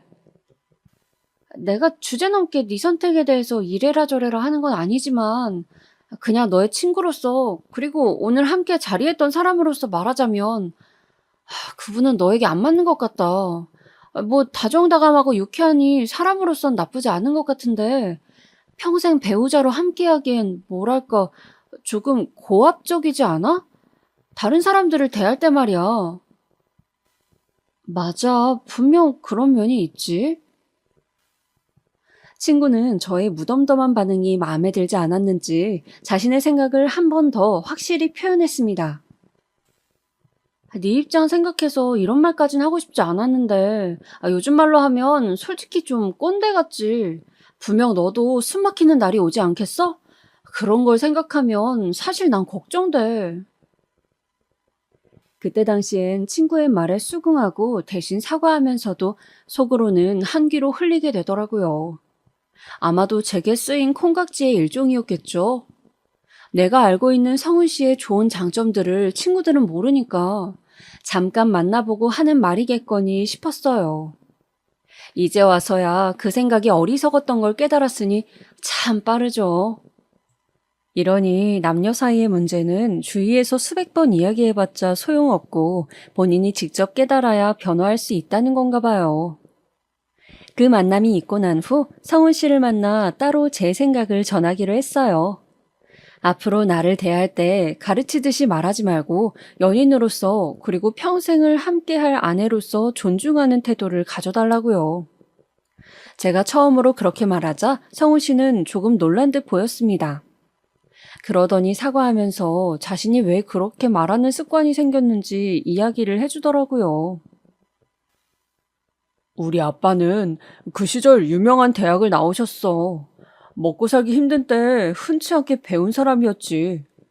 그 자부심이 크다 보니 어렵게 취직한 회사도 마음에 들지 않아 퇴사를 반복하기 일쑤였던 거지. 결국 원래의 기대보다 한참 떨어진 작은 회사를 다니게 되었고 거기서 정년퇴직까지 하신 거야. 하지만 아빠는 그 현실을 부정한 채 본인이 좋은 학교를 나온 수재였다는 사실만 기억하고서 주변 사람들을 대했어. 그러다 보니 평소에 말버릇이 상대를 내려다보듯이 대하는 거였고 그런 환경에서 자란 나도 똑같이 닮아버린 거야. 내가 악착같이 공부해서 좋은 학교에 간 것도 그런 이유였고. 대충 이야기를 들어보니 이해가 가더라고요. 뭐 문제를 알았으니 고치기만 하면 되는 줄 알았어요. 성훈 씨도 그 다음부터 대화를 할 때 특히 더 조심하기도 했고요. 한 번에 바뀌진 않았지만 말실수를 하고 나면 이젠 금방 알아차리고 사과했거든요. 제가 여기서 또 간과했던 건 결혼은 당사자 두 사람만의 일이 아니라는 거였어요. 말로만 들어왔던 남자친구의 아빠가 저의 시아버지가 될 사람이라는 걸 잊고 있었던 거죠. 코로나가 어느 정도 일상화된 후 아버지의 소개로 저는 다른 호텔로 이직하게 되었습니다. 전 직장보다 더 크고 알려진 곳이라 저에겐 좋은 기회였죠. 성훈 씨도 헬스 트레이너 일을 다시 다니게 되었어요. 거기서 운동을 가르치며 몇 년 더 일하다가 본인만의 헬스장을 차리는 게 목표라고 했죠. 그렇게 어느 정도 자리가 안정화되고서 우리는 1년 후 결혼을 약속하게 되었습니다. 부모님께 말씀드렸을 땐 사실 크게 반기진 않으셨어요. 아무래도 성훈 씨의 일이 안정적이지 않을 것 같다는 어른들의 선입견이 강한 탓이었죠. 실제로 어느 정도는 맞기도 했고요. 그렇지만 계속된 설득 끝에 결국은 제 뜻을 따라주시기로 했습니다. 저의 선택이니 끝까지 믿어주시겠다면서요. 같이 한번 찾아뵙겠다고 약속을 드리고선 저는 먼저 성훈 씨 부모님을 찾아뵙게 되었습니다. 상견례 전에 얼굴 뵙고 인사드리려고도 했고 성훈 씨 아버님, 어머님께서 꼭 이쪽 먼저 찾아오라고 신신당부하셨다고 해서요. 괜찮은 일식집이나 한정식집에서 뵈려고 알아보았는데 성훈 씨 어머님께서 집으로 초대해 주시더라고요. 아직 식장을 잡은 것도 아닌데 부담스러우시다는 이유였어요. 전 긴장한 마음으로 갖가지 과일과 한우를 사서 집으로 찾아뵈었습니다. 뭘 좋아하실지 몰라서 최대한 고급스러운 것들로 골라갔어요. 센스가 없는 편이니 성이라도 보일 수 있게요. 찾아뵐 당시 아버님은 다른 일정으로 외출하신 상태라 안 계셨고 어머님이 절 맞이해 주셨습니다. 차려주신 상을 두고서 성은 씨와 어머님, 저 세 사람은 이런저런 대화를 가볍게 나누었어요. 어머님은 종종 들어왔던 것처럼 말투는 조금 차가우신 편이었지만 그렇다고 해서 저에게 관심이 없거나 부정적으로 생각하는 것 같진 않으셨죠. 그래도 장차 며느리가 될 사람이라고 생각해서 그러신 건지 예의를 차려주시면서 여러 질문을 많이 하셨거든요. 어디서 태어났고 어떤 걸 배웠고 지금은 어디서 뭘 하고 있는지 그런 기본적이고 필수적인 것들에 대해서요. 그러다 간혹 저희 집안에 대해서 물으시기도 했죠. 그래서 부모님께선 지금 아직도 일하고 계시고 어느 쪽에서 일하시니? 연세는 어떻게 되셔? 저는 잠시 대답을 고민했습니다. 안 그래도 남자친구 집을 찾아뵙기 전에 가족에게 이 사실을 먼저 알렸었거든요. 그랬더니 엄마가 제게 그러시더라고요. 가족 내에 관한 이야기는 상견례 때 주고받으면 되니까 웬만해선 너 혼자 있을 땐 말을 삼가는 게 좋아. 결혼 전에는 좋은 얘기건 나쁜 얘기건 쉽게 책 잡힐 수 있으니까. 그런 건 어른들끼리 얘기 나눌 수 있게 최소한의 말씀만 드려. 알겠지? 그 말이 떠오르면서 아직은 제가 구체적으로 말할 단계가 아닌 것 같다는 생각이 들더라고요. 해서 어머님께는 대충 얼버무려 대답했어요. 아버지는 일하세요. 그냥 숙박업을 하고 계신데 직접 관리도 하시고요. 어머님은 잠시 생각에 잠기더니 이내 무덤덤한 말투로 알겠다며 넘어가셨죠. 뭔가 이렇게 떠들기는 민망한 이야기이지만 사실 저희 집은 서울 외곽에서 크진 않은 호텔을 경영하고 있습니다. 그래도 호텔은 호텔인지라 규모 면에선 다른 숙박시설보다는 훨씬 크긴 하죠. 1층에 레스토랑을 함께하고 있어서 꽤나 알려져 있기도 하고요. 이런 아버지의 영향으로 제가 이 일을 시작하게 된 것도 있어요. 아버지는 당신 일에 넘치는 자부심을 갖고서 환갑을 훌쩍 넘긴 나이에도 아직까지 매일 호텔을 드나들며 운영에 직접 관여하고 계시니까요. 외곽에 있다 해도 제가 보기엔 어느 근사한 5성급 호텔과 견주어도 전혀 뒤처지지 않고요. 그런 모습을 보면서 자란 저는 아버지가 있는 호텔에서 일하고 싶단 마음으로 꿈을 키우면서 관련 학교에까지 진학하게 된 거였어요. 그런데 아버진 제가 너무 쉽게 이 일을 배우는 걸 원치 않으셨고 다른 호텔에서 일하며 현장이 어떻게 흘러가는지 공부하길 바라셨죠. 이렇게 들으니 뭔가 재벌 2세의 성장일기 같네요. 그만큼 대단한 집안은 아니지만 시골 작은 마을에서 태어난 아버지가 홀로 서울에 올라와 맨 땅에서 일궈낸 사업이니 충분히 박수받아도 될 가치 있는 일이라고 생각해요. 지금까지 내가 누리는 일들에 대해 부모님께 감사한 마음으로 지내왔고요. 그런 이유로 부모님에 대한 자부심은 크지만 제가 한 건 아직 아무것도 없으니 나서서 떠벌리고 다닐 이유도 없었죠. 그렇게 자연스럽게 성훈 씨에게도 이야기한 적이 여태껏 한 번도 없었던 것 같네요. 저에게 물어본 적도 없으니 굳이 말할 기회도 이유도 없었고요. 숙박업을 한다는 저의 말에 성훈 씨는 다소 놀란 것 같았습니다. 본인은 처음 듣는다면서 그동안 제 이야기를 혼자 미루어 봤을 때 저희 아빠가 그냥 일반적인 음식점을 운영하고 계신 줄 알았다고 하더라고요. 얘기를 안 하니 그렇게 생각했을 수도 있겠다 싶어서 웃어 넘겼습니다. 그때 아버님이 집 안으로 들어오셨어요. 밖에서 술자리가 있으셨는지 약주를 조금 하신 것 같았고요. 빨갛게 오른 얼굴로 저를 훑어보며 낯선 이에 대한 반감을 드러내시더라고요. 이내 이 낯선 손님이 성훈 씨와 함께 왔다는 걸 아시고선 그제서야 식탁에 앉으셨죠. 그래, 네가 소영이구나. 전부터 이야기는 익히 들었지. 우리 똑똑한 아들이 선택한 사람이라 많이 궁금하긴 했어. 사실 댁을 찾아뵙기 전부터 저에 대해서 많이 물어보실 줄 알고 긴장 많이 했는데 그럴 틈이 없더라고요. 아버님은 짧은 인사말을 건네시고는 어느 순간 자연스럽게 본인 이야기를 하기 시작하셨습니다. 당신이 얼마나 좋은 집안에서 태어났고, 얼마나 많이 배웠으며, 얼마나 쉽게 대학을 갔는지에 대해서요. 제가 차 한 모금도 마시지 못하고 내내 이야기를 듣는데 성훈 씨는 이런 이야기의 흐름이 익숙하다는 듯 본인 핸드폰이나 만지작거리고 있더라고요. 아버님을 말리지도 않고요. 그렇게 앉아서 궁금하지도 않은 인생사 이야기를 한참을 듣는데 다행히도 어머님이 이제 그만하고 저에게 그만 집에 돌아가 보라며 구해주셨죠. 저는 아쉬운 표정으로 그렇지만 잽싼 동작으로 짐을 챙기기 시작했습니다. 그런데 저를 물끄러미 바라보던 아버님이 갑자기 한 말씀 하시더라고요. 사실 아주 솔직히 말하자면 네가 며느리감으로선 그렇게 마음에 들진 않는다. 알지? 뭐 듣자 하니 배움에 대해서 중요시 여기지 않는 집안 같던데 생각해봐라. 왜 사람들이 수준을 운운하면서 급을 따져 만나겠나? 함께 어울리려면 대화가 통해야 하니까 그런 거다. 이 머리로 나오는 말의 수준이 맞아야 한다고. 그 말을 듣는 순간 전 너무나 기분이 불쾌했습니다. 오늘 처음 본 초면인 사이에 게다가 아들이 결혼하고 싶다고 데려온 사람한테 어떻게 그런 말을 할 수가 있을까요? 한마디로 저희 집안은 못 배워먹은 꼴통 집구석이고 당신네들은 콧대 높은 고고한 집안이라는 거 아닌가요?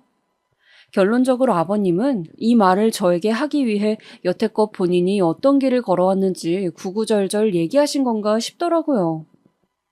그런데 또 한편으로 생각해보니 저는 배움을 중요시한 적 없던 이야기를 한 적이 없는데 너무나 당황스럽더군요. 그래서 그 짧은 기간 내에 곰곰이 지난 시간을 되짚어봤습니다. 갑자기 기억 하나가 불현듯 떠오르더라고요. 몇 달 전 제가 어버이날 선물을 준비하는데 옆에서 성훈 씨가 지켜보고 있던 그 순간의 기억이요. 저희 아빠가 중학교만 졸업한 분이어서 학교에 대한 미련이 아직도 남아 계시다는 이야기를 아주 잠깐 지나치듯 했었거든요. 그걸 듣고서 본인 멋대로 포장하여 곧장 아버님께 가서 전달했을 테죠. 결국 그렇게 우리 집은 배우는 것에 대해서 전혀 관심을 두지 않는 집안이 된 거고요. 어이가 없어서 성훈 씨를 쳐다봤더니 본인은 모르는 일이라는 듯 과일만 주워 먹고 있던데요. 먹고 있던 사과처럼 똑같이 깎아버릴까 하다가 참았네요. 이런 집에선 더는 1초도 못 있겠다 싶어서 도망치듯 빠져나왔습니다. 그제야 정신을 차렸는지 성훈 씨가 따라 나와 잡더라고요. 집까지 데려다 주겠다면서요. 됐다고 하고 얼른 나와 혼자 바로 집으로 향했습니다. 더 이상 그 사람이랑은 만날 수 없겠다는 깨달음만 얻은 채로요. 성훈 씨는 제 달라진 태도를 보고서야 사태의 심각성을 깨달은 듯 했습니다. 헤어지겠다고 마음먹었기에 이별을 준비하고 있었더니 이를 알아차렸는지 어떻게든 저를 붙잡으려는 노력을 하기 시작하더군요. 어느 순간부터 매일 제 직장 앞으로 데리러 오거나 밤마다 장문에 문자를 남기고 꽃다발 선물을 만날 때마다 주는 그런 행동들이요. 제가 없는 일상을 상상해보니 너무 괴로워서 저를 꼭 잡아야겠다고 생각했다나요? 항상 받아주고 이해해주고 들어주던 저 같은 사람을 다신 만날 수 없다는 걸 이제서야 깨달았다고요. 아마도 잠시 연락 없이 떨어져 있던 기간 내내 이런저런 생각을 많이 한 것 같았습니다. 매번 연락을 하는 건 제 쪽이었으니까요. 허전함을 느낄 법도 하지 했죠. 그런데 솔직히 저도 아버님의 그 말 때문에 화가 난 거지 남자친구한테 화가 났던 건 아니라서 그런 말을 들을수록 마음이 흔들리더라고요. 그러다 보니 얼굴을 보면 자꾸만 마음이 약해지고 자기가 잘하겠다는 말을 믿고만 싶어지고요. 아직 정신 못 차렸던 거죠. 속병을 앓으면서도 확실히 결정 내리지 못했던 건 사실 마음속으론 그렇게 모른 척하고 싶었던 거예요. 나만 그 일을 까맣게 잊어버리면 없던 일이 될 테고 그럼 우린 다시 평범한 연인 그리고 가족이 될 수 있을 테니까요. 그런 안일한 마음이니 그때 당시 몇 날 며칠을 헤어지지도 그렇다고 다시 온전히 만나지도 못한 채 이런저런 고민으로 밤을 보냈던 것 같네요. 저의 이런 심각한 상황을 일찌감치 눈치챈 엄마가 조심스럽게 오셔서 남자친구 부모님을 뵙고 온 게 아니냐고 물어보셨지만 괜한 걱정을 끼쳐드리긴 싫었습니다. 늘 그랬듯 또다시 얼버무리고 말았죠. 친구에게 이런 고민을 털어놓는 건 제 얼굴에 침 뱉는 일 같아서 하고 싶지 않았어요. 형제가 없는 저는 부모님에게 모든 걸 털어놓는 딸이었지만 그것도 어리광일 뿐이니 진중한 결혼 문제에 대해선 쉽게 이야기 나누기 어려웠죠. 저의 개인적인 근심과는 다르게 아버지의 사업은 점점 더 안정화되고 있었어요. 코로나가 터졌을 당시에만 해도 사실 사업을 다소 무리하게 확장시키고 있었던 때라 적잖이 어려웠거든요. 이런 시대에 세계적인 전염병이 터질 줄 누가 알았을까요? 그 당시는 가족들 모두가 상황적으로도 심적으로도 힘들던 때였죠. 그러다 차츰 시간이 흐르고 코로나가 일상화되면서 사람들이 해외여행을 못 가니 호텔로 여행을 오더라고요. 저희 호텔은 서울 외곽에 있는 곳이라 오히려 중심부에 있는 곳들보다 여행지 느낌이 나서 그런지 더 호황이었고요. 갖은 노력 끝에 2년 만에 간신히 이전 매출을 되살릴 수 있었고, 이제야 우리 가족들도 한시름 덜고서 웃을 수 있게 됐습니다. 그러니 저도 전과 다른 마음의 여유가 생겼던 것 같아요. 상황이 어려워 마음이 조급할 땐 연애도 쉽게 되지 않았는데 이런 문제였나 봐요. 남자친구 문제에 있어서도 조금 더 너그럽고 여유로워졌다고 해야 할까요? 당시 성훈 씨 집에서 겪은 일들도 시간이 지나니 희미해져 실수로 치부해버리게 된 거예요. 그렇게 저는 남자친구를 다시 받아주게 되었습니다. 그게 저의 가장 커다란 실수였지만요. 용서를 받은 성훈 씨는 앞으로 자기 식구들이 제게 무례하게 한다면 본인이 나서서 한 소리 하겠다고 약속을 했어요. 그 모습이 딱히 믿음직스럽진 않았지만 그래도 괜찮았어요. 왜냐면 저는 그 당시 만약 같은 실수가 반복되면 그땐 완전히 끝내자라는 마음이었거든요. 그래서 제가 먼저 아버님, 어머님을 다시 한번 뵙고 싶다고 제안을 했습니다. 그전까지는 혼자 속병 앓았던 시간과 고민했던 순간들이 아깝지 않도록 빠른 결단을 내리고 싶었어요. 이번엔 조금 더 편안한 분위기에서 이야기하고자 성은 씨 집에서 가까운 일식집을 예약하고서 먼저 가 있었습니다. 이번엔 성은 씨와 아버님, 어머님 두 분이 함께 들어오시더라고요. 그런데 왠지 성은 씨가 이전부터 단단히 눈치를 주었던 듯 도착한 그 순간부터 저를 뺀 세 사람의 눈빛이 오고 가는 거예요. 이전에는 미소조차 보이지 않던 분들이셨는데 오시자마자 호탕하게 웃으시더라고요. 아, 그래, 새아가가 먼저 우리랑 만나자고 했다며? 좀 놀라긴 했다만 기특하네. 새아가라는 말에 흠칫했지만 나름대로 애쓰고 계신 거라고 여기며 넘어가기를 했어요. 그런데 집 주변에 이렇게 깔끔한 음식점이 있었네? 난 왠지 바깥에서 먹으면 아까워서 집에서만 해먹게 돼서 잘 모르거든. 저번에 너 올 때도 있는 걸로 너무 대충 해줬나 싶어서 마음에 걸렸는데, 소영이 네 덕분에 이렇게 호강을 다 하네. 잘 먹을게. 라는 어머님의 말씀을 듣게 되었습니다. 그러니 어느 순간 저번에 집으로 초대받은 것도 결국 돈이 아까워서 그러셨구나라는 걸 알게 된 거예요. 그래도 처음 만나는 자리라 밖에서 뵙는 게 좋다고 생각했는데 한사코 거절하시며 꼭 집으로 오라는 말이 이런 뜻이었다는 걸요. 그런 일이 있고 나서 제가 대접하는 건 당연하게도 이런 고급스러운 음식점이라는 게 왠지 찜찜한 기분이 들어서 답답했어요. 하지만 저는 애써 마음을 추스르고서 대화를 이어가려고 노력했습니다. 저번엔 죄송했습니다. 얼굴 뵙고 말씀드리고 싶었어요. 이제 성훈 씨랑 결혼에 대해서 깊게 이야기하기 전에 한 번 더 어머님, 아버님 만나 뵙고 이런저런 의견도 여쭙고 싶어서요. 그래, 잘 생각했네. 요즘 사람들 아무리 자기들 잘났다 떠들어대지만 그래봤자 속빈 강정이다. 현명한 어른들 말씀을 따라가야 괜히 헛고생 안 하는 거야. 잠자코 듣고 있던 성훈 씨가 아버님 말씀이 끝나기도 전에 크게 헛기침을 하더라고요. 아무래도 눈치를 준 게 맞았나 봐요. 기분이 더 찜찜해질 찰나에 막은 게 차라리 다행이라고 생각했어요. 덕분인지 이전과 다르게 꽤나 화기애애한 분위기에서 식사를 이어갈 수 있었습니다.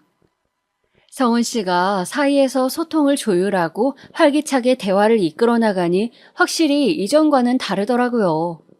아버님, 어머님은 가끔 문제가 될 일이 있으면 성훈 씨를 탓하게 됐고, 성훈 씨는 넉살 좋게 넘기니 저는 곤란할 일 없고요. 아버님은 기분이 좋으셨는지 반주까지 하셨네요. 그때 그 순간만큼은 정말로 저도 이제 이 집의 식구가 된 것 같았어요. 전에 있었던 맘상한 일들이 다 노는 기분이었죠. 그런데 그 화목한 분위기가 가장 최고조에 올라갔을 때 또 일이 터진 겁니다. 제가 신이 나서 엄마의 충고도 까먹은 채 혼자 막 떠들던 참이었어요. 저 여태까지 정말 열심히 일하면서 알뜰하게 모았어요. 다른 건 몰라도 그 성실함 하나는 내세울 수 있고요. 어릴 적엔 제가 결혼할 때 부모님 도움도 안 받겠다고 다짐할 정도였으니까요. 야, 세아가 농담이지? 집에서 얼마까지는 해주겠다고 말씀하셨을 거 아니야. 여인숙 그거 운영해봤자 벌면 얼마나 벌겠냐마는. 술에 취한 아버님이 웃음기 가득한 얼굴로 말씀하시더라고요. 순간 제 표정이 확 굳자 이를 알아챈 성훈 씨가 취했다면서 말렸습니다. 그런데 처음엔 조심스러웠던 말투는 사라지고 삿대질까지 하시며 말씀하시더군요. 사실 난 다른 건 안 바랐다니까? 명망 높은 집안이거나 성훈이 그 가게 하나 내줄 수 있으면 결혼 허락하려고 했었지. 당장은 어려워 보이긴 한다만 결혼하고 나서 뒷바라지 해줄 수 있으면 됐지 뭐. 아버님, 약주를 하셔서 그런 건지 원래 그런 생각을 가지셨던 건진 모르겠지만 저희 집에 대해서 이렇게 또 운운하시는 건 듣기 좀 속상하네요. 그래?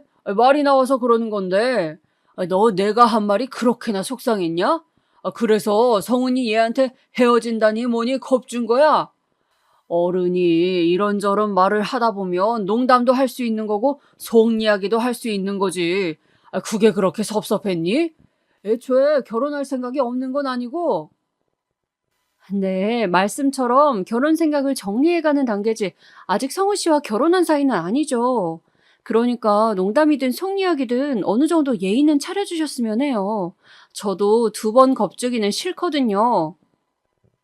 제가 맞받아치니 성우 씨가 이번에는 저를 막아서더라고요. 그만해. 그냥 넘어가자. 뭘 그만해? 우리 집에 대해서 얼마나 아신다고 이렇게 매번 깎아내리는 건데? 오빠는 나에 대해 대체 뭐라고 했길래 이렇게 쉽게 말씀하시는 거냐고. 네 기분 하나 맞춰주려고 우리 부모님이 언제까지 눈치 봐야 돼? 소영이 네가 어려서 잘 몰라서 그러나 본데 이럴 땐 그냥 네네 하고 넘어가는 거야. 저 말을 끝으로 폭발한 저는 바로 일어서 나왔습니다. 나오는 중에도 뒤쪽에서 계산은 하고 가냐는 둥 어이없는 대화가 들려오는데 기가 차서 문을 박차고 올 수밖에 없었어요. 후에 이 이야기를 결혼한 언니에게 들려준 적이 있습니다. 그랬더니 그쪽 부모님이 결혼 전에 미치지 않기 위해 기강을 잡으려고 한 게 아니냐고 하더라고요. 본인 집안이 내세울 게 없으니 그렇게라도 영향력을 보여주기 위해서요.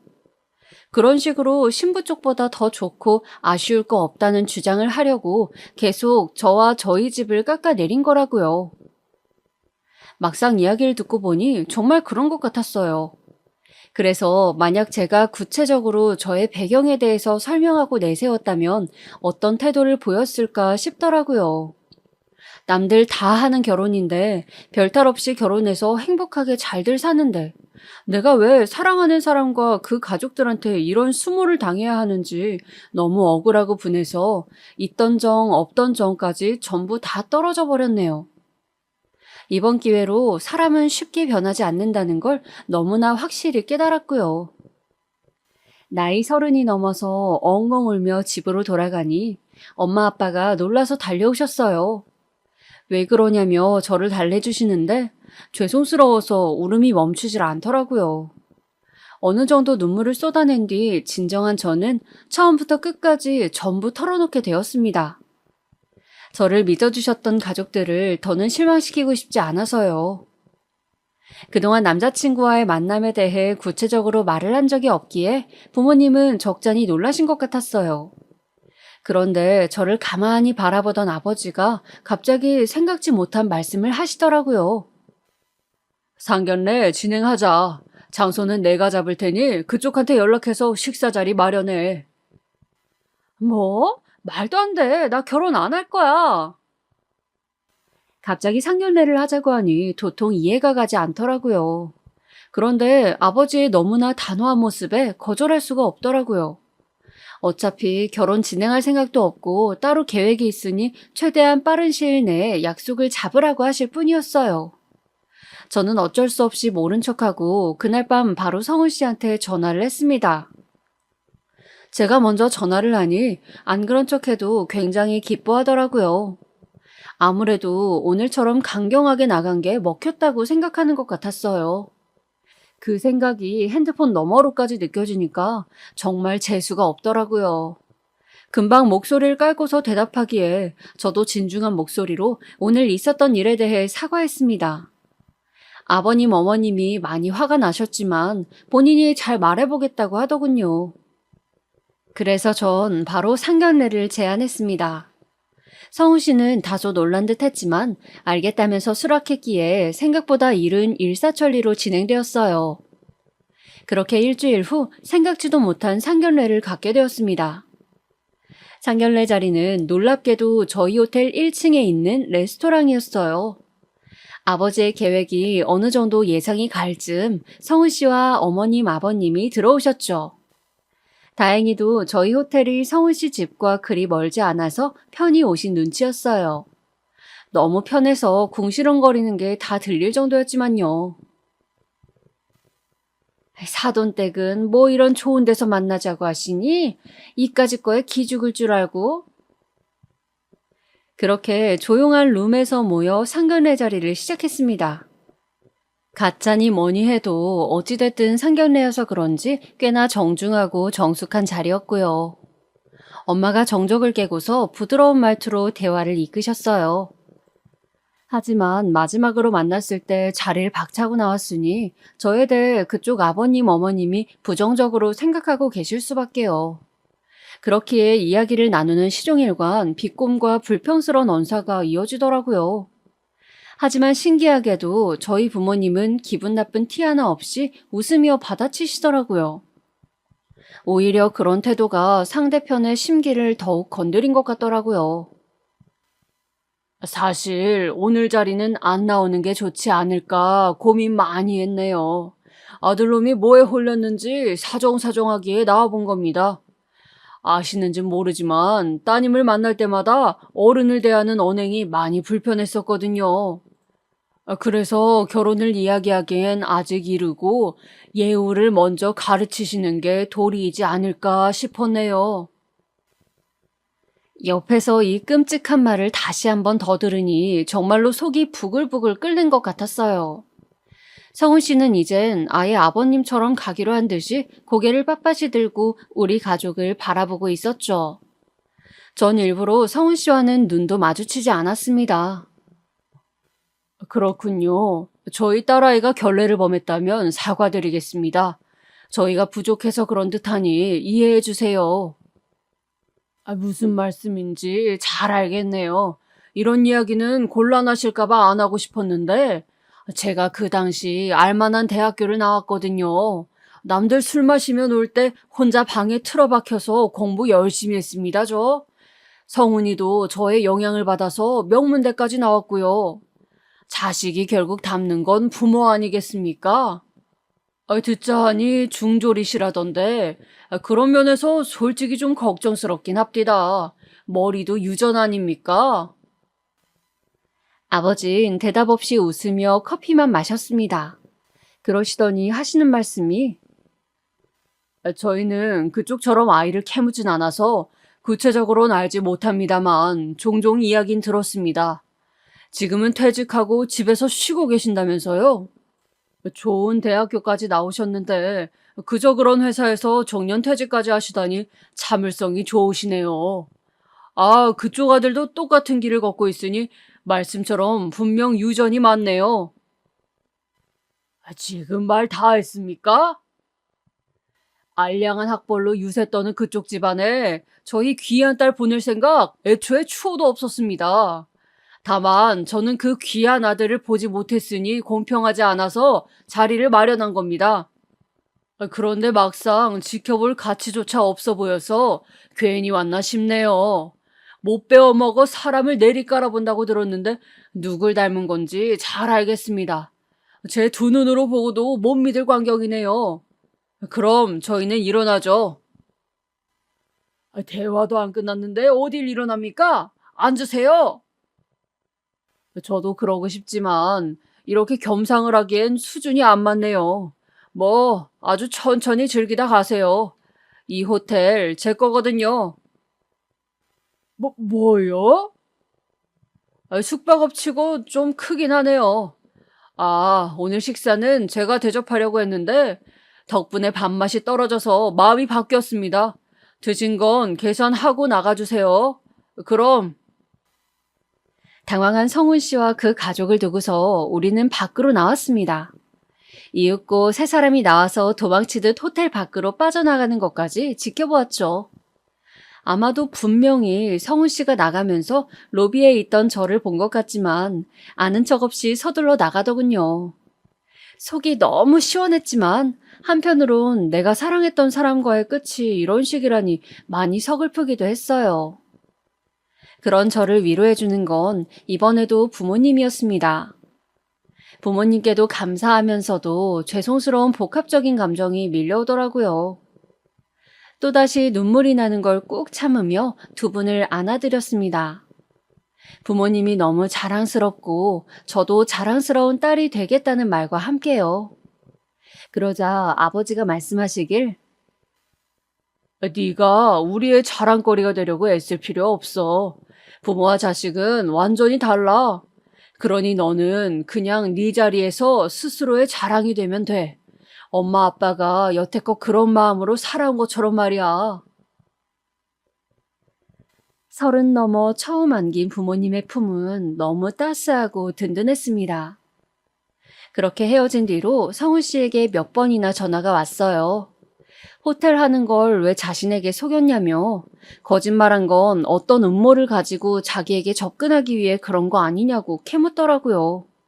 그래서 저는 누가 말만 앞서고 가진 거 하나 없는 거지에게 접근하냐면서 바로 차단해두었죠. 아마도 지금쯤 배 아파서 몸져 누워있지 않을까 싶네요. 이번 한 번만 속상해하고 넘기면 너무 아쉬우니까 제게 좋은 소식이 생기면 어떤 방법을 써서라도 틈틈이 알리려 해요. 유치할진 몰라도 당신이 어이없이 떠나보낸 사람이 이 정도로 대단하다는 걸 알았으면 싶어서요. 제 마음까지 파혼하려면 시간이 조금 더 필요할 듯 하네요. 그렇게 절망에 빠질 일도 아니지만 파혼을 결정하고 단 한 번도 후회한 적 없었어요. 제가 선택한 일에 대해 매 순간 책임지려고 했고 그 길이 험난하고 괴로웠지만 최선을 다해 해결하려고 노력해왔어요. 아마도 아버지가 해주셨던 말씀은 비단 일뿐만이 아니라 우리네 인생에도 적용될 수 있는 말인 것 같아요. 이렇게 돌아보니 한심한 실수를 참 많이도 저질렀네요. 하지만 좀 뻔하긴 해도 사람은 실수로 성장한다고 다들 그러잖아요. 그로 인해 적잖이 배우고 또 성장했으니 달갑게 받아들이려고 합니다. 앞으로 또 크고 작은 실수를 할 테고 그에 따라 후회도 하겠지만 이를 극복할 힘이 있다면 전 언제든 최선을 다해 소용돌이 같은 삶 속으로 뛰어들겠어요. 저의 이야기를 들어주셔서 감사합니다. 여러분 모두 후회 없는 삶을 살아가시길